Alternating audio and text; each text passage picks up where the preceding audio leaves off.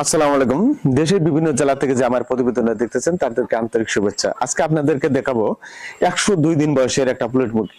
আমার এখানে প্রায় 1,500 মুরগি রয়েছে। এই 1,500 মুরগি আমি অতি তাড়াতাড়ি ছেল দেব।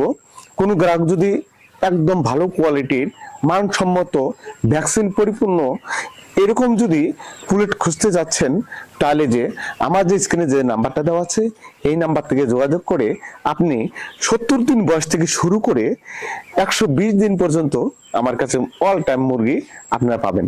তো আমি আপনাদেরকে একটা বিষয় নিয়ে কথা বলি যে মুরগি কিনতে গেলে কি কি আপনাদের দেখতে হবে, বিষয়টা যে কোন মুরগিটা কিনলে আমি লাভবান হব, এই বিষয় নিয়ে আপনাদের কাছে কিছু আমি আপনাদেরকে সম্পূর্ণরূপে তুলে ধরবো। যেমন আপনার 120 দিন বয়স থেকে মুরগিটা আপনাকে দেখতে হবে যে এটা কত গ্রাম ওজন আছে, সেই ওজন অনুযায়ী আপনাকে মুরগিটা ক্রয় করতে হবে। আমার কাছে মুরগিটা নিতে হবে এমন কোনো কথা না।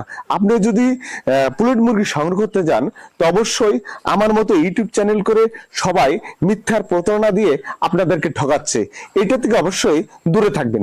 আপনি কখন ঠকবেন না। আপনি যখন দেখবেন যে খামারি আমার মতো আপনি দেখতে আসলেন মুরগিটা 120 দিনের কথা আমি বয়স বললাম, সে জায়গায় দেখবেন যে 100 দিন বয়স, তখন এই 20 দিনের যে ব্যাপারটা, এই 20 দিনের যে আপনার খাওয়ার যে একটা গ্যাপ, এই গ্যাপ থেকে আপনি ঠকে যাচ্ছেন। আর একটা বিষয় হলো যে এই গ্যাপ আপনি কিভাবে মেখার দিবেন আমি আপনাদের কাছে সম্পূর্ণরূপে বিলীন করে দিচ্ছি। আপনি বলবেন 120 দিন বয়স হলে সেই মুরগিটার অবশ্যই ওজন থাকতে হবে অবশ্যই 1400 থেকে 1500 গ্রাম। এই ওজন যদি থাকে তাহলে আপনার ইয়ার সাথে বনে যাবে। আর আমি আরেকটা কথা বলতেছি যে আপনার যে মুরগিটা যে আপনি নিচ্ছেন, কি দেখে নিচ্ছেন, সেটা পরিপূর্ণ ভ্যাকসিন আছে কিনা আছে, সেই বিষয়গুলো অবশ্যই আপনি অবশ্যই খেয়াল রাখতে হবে। যেমন একটা মারেক্স একটা রোগ আছে, যেমন বুকটা কার্ড হয়ে যায়, সেটাকে অবশ্যই আপনি খেয়াল করতে হবে। সেখানে আরেকটা বিষয় আছে যে গুরুত্বপূর্ণ যেগুলো ভ্যাকসিন, বার্ড ফ্লু করা আছে কিনা আছে, সেটাকে আপনি খেয়াল করতে হবে। সেখানে সালমোনেলা করা আছে কিনা আছে, সেটাও দেখতে হবে। সেখানে রানীক্ষেত পরিপূর্ণ করা আছে কিনা আছে, সেটাকেও দেখতে হবে। মুরগির গ্রোথ কি করা আছে, পরিপূর্ণ আছে কিনা আছে, সেটাকেও দেখতে হবে। মুরগির পা গুলো মোটা আছে কিনা আছে, সেগুলো লক্ষ্য রাখতে হবে।